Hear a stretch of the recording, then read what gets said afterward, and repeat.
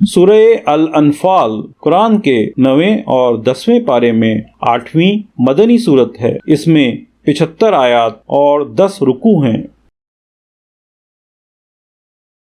بسم اللہ الرحمن الرحیم۔ اللہ کے نام سے شروع جو نہایت مہربان رحمت والا ہے۔ اے محبوب تم سے غنیمتوں کو پوچھتے ہیں، تم فرماؤ غنیمتوں کے مالک اللہ اور رسول ہیں، تو اللہ سے ڈرو اور اپنے آپس میں میل یعنی صلح صفائی رکھو، اور اللہ اور رسول کا حکم مانو اگر ایمان رکھتے ہو۔ ایمان والے وہی ہیں کہ جب اللہ یاد کیا جائے ان کے دل ڈر جائیں، اور جب ان پر اس کی آیتیں پڑھی جائیں ان کا ایمان ترقی پائے، اور اپنے رب ہی پر بھروسہ کریں۔ وہ جو نماز قائم رکھیں اور ہمارے دیے سے کچھ ہماری راہ میں خرچ کریں، یہی سچے مسلمان ہیں۔ ان کے لیے درجے ہیں ان کے رب کے پاس، اور بخشش ہے اور عزت کی روزی۔ جس طرح اے محبوب تمہیں تمہارے رب نے تمہارے گھر سے حق کے ساتھ برآمد کیا، اور بے شک مسلمانوں کا ایک گروہ اس پر ناخوش تھا، سچی بات میں تم سے جھگڑتے تھے، بعد اس کے کہ ظاہر ہو چکی، گویا وہ آنکھوں دیکھی موت کی طرف ہانکے جاتے ہیں۔ اور یاد کرو جب اللہ نے تمہیں وعدہ دیا تھا کہ ان دونوں گروہوں میں ایک تمہارے لیے ہے، اور تم یہ چاہتے تھے کہ تمہیں وہ ملے جس میں کانٹے کا کھٹکا یعنی کسی نقصان کا ڈر نہیں، اور اللہ یہ چاہتا تھا کہ اپنے کلام سے سچ کو سچ کر دکھائے اور کافروں کی جڑ کاٹ دے یعنی ہلاک کر دے، کہ سچ کو سچ کرے اور جھوٹ کو جھوٹا، پڑے برا مانے مجرم۔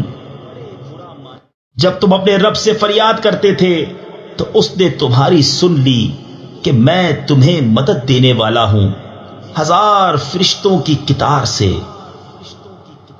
اور یہ تو اللہ نے کیا مگر تمہاری خوشی کو، اور اس لیے کہ تمہارے دل چین پائیں، اور مدد نہیں مگر اللہ کی طرف سے، بے شک اللہ غالب حکمت والا ہے۔ جب اس نے تمہیں اونگ سے گھیر دیا تو اس کی طرف سے چین یعنی تسکین تھی، اور آسمان سے تم پر پانی اتارا کہ تمہیں اس سے ستھرا کر دے، اور شیطان کی ناپاکی تم سے دور فرما دے، اور تمہارے دلوں کی ڈھارس بندھائے، اور اس سے تمہارے قدم جما دے۔ جب اے محبوب تمہارا رب فرشتوں کو وحی بھیجتا تھا کہ میں تمہارے ساتھ ہوں، تم مسلمانوں کو ثابت رکھو، ان قریب میں کافروں کے دلوں میں ہیبت ڈالوں گا، تو کافروں کی گردنوں سے اوپر مارو، اور ان کی ایک ایک پور یعنی جوڑ پر ضرب لگاؤ۔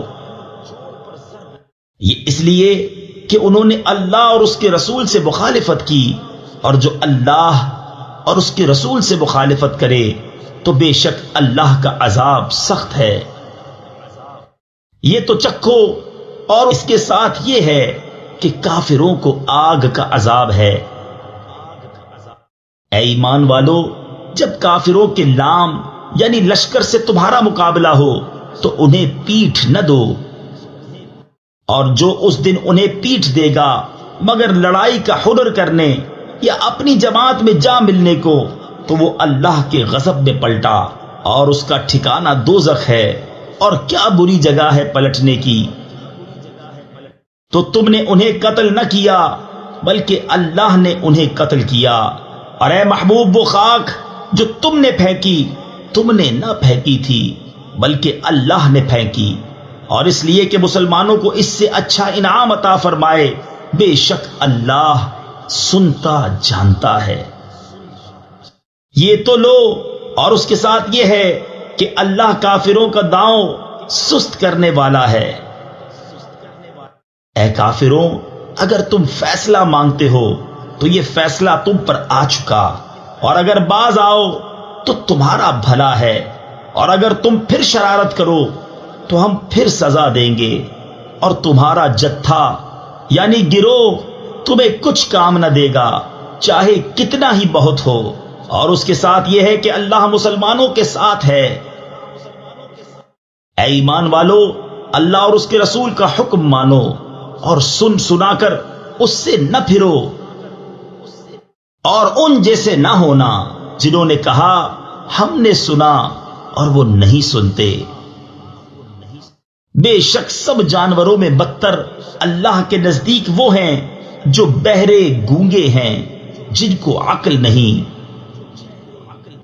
اور اگر اللہ ان میں کچھ بھلائی جانتا تو انہیں سنا دیتا، اور اگر سنا دیتا جب بھی انجام کار منہ پھیر کر پلٹ جاتے۔ اے ایمان والو، اللہ اور رسول کے بلانے پر حاضر ہو جب رسول تمہیں اس چیز کے لیے بلائیں جو تمہیں زندگی بخشے گی، اور جان لو کہ اللہ کا حکم آدمی اور اس کے دلی ارادوں میں حائل ہو جاتا ہے، اور یہ کہ تمہیں اسی کی طرف اٹھنا ہے۔ اور اس فتنہ سے ڈرتے رہو جو ہرگز تم میں خاص ظالموں ہی کو نہ پہنچے گا، اور جان لو کہ اللہ کا عذاب سخت ہے۔ اور یاد کرو جب تم تھوڑے تھے، ملک میں دبے ہوئے، ڈرتے تھے کہ کہیں لوگ تمہیں اچک نہ لے جائیں، تو اس نے تمہیں جگہ دی اور اپنی مدد سے زور دیا، اور ستھری چیزیں تمہیں روزی دی کہ کہیں تم احسان مانو۔ اے ایمان والو، اللہ اور رسول سے دغا نہ کرو، اور نہ اپنی امانتوں میں دانستہ خیانت، اور جان رکھو کہ تمہارے مال اور تمہاری اولاد سب فتنہ ہے، اور اللہ کے پاس بڑا ثواب ہے۔ اے ایمان والو، اگر اللہ سے ڈرو گے تو تمہیں وہ دے گا جس سے حق کو باطل سے جدا کر لو، اور تمہاری برائیاں اتار دے گا اور تمہیں بخش دے گا، اور اللہ بڑے فضل والا ہے۔ اور اے محبوب، یاد کرو جب کافر تمہارے ساتھ مکر کرتے تھے کہ تمہیں بند یعنی قید کر لیں، یا شہید کر دیں، یا نکال یعنی جلا وطن کر دیں، اور وہ اپنا سا مکر کرتے تھے، اور اللہ اپنی خفیہ تدبیر فرماتا تھا، اور اللہ کی خفیہ تدبیر سب سے بہتر۔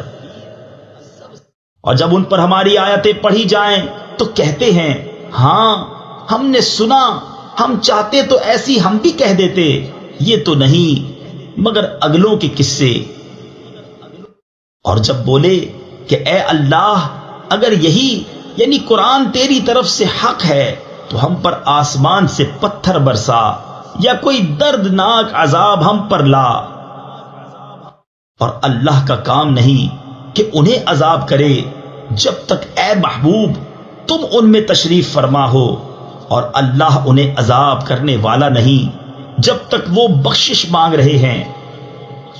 اور انہیں کیا ہے کہ اللہ انہیں عذاب نہ کرے، وہ تو مسجد حرام سے روک رہے ہیں، اور وہ اس کے اہل نہیں، اس کے اولیاء تو پرہیزگار ہی ہیں، مگر ان میں اکثر کو علم نہیں۔ اور کعبہ کے پاس ان کی نماز نہیں مگر سیٹی اور تالی، تو اب عذاب چکھو بدلہ اپنے کفر کا۔ بے شک کافر اپنے مال خرچ کرتے ہیں کہ اللہ کی راہ سے روکیں، تو اب انہیں خرچ کریں گے، پھر وہ ان پر پچھتاوا ہوں گے، پھر مغلوب کر دیے جائیں گے، اور کافروں کا حشر جہنم کی طرف ہوگا۔ اس لیے کہ اللہ گندے کو ستھرے سے جدا فرما دے، اور نجاستوں کو تلے اوپر رکھ کر سب ایک ڈھیر بنا کر جہنم میں ڈال دے، وہی نقصان پانے والے ہیں۔ صدق اللہ العظیم۔ السلام علیکم، ہمیں امید ہے آپ کو قرآن کا اردو میں روانی سے ترجمہ پسند آیا ہوگا۔ مکمل صورتوں کے ترجمے اپنے موبائل اور کمپیوٹر پر سننے یا ڈاؤن لوڈ کرنے کے لیے ویب سائٹ QuranInUrdu.com وزٹ کیجیے۔ آپ یوٹیوب چینل کو سبسکرائب اور اپنے دوست احباب میں شیئر کر کے قرآن کو سمجھنے اور عمل کرانے میں اپنا بھرپور کردار ادا کر سکتے ہیں۔ شکریہ۔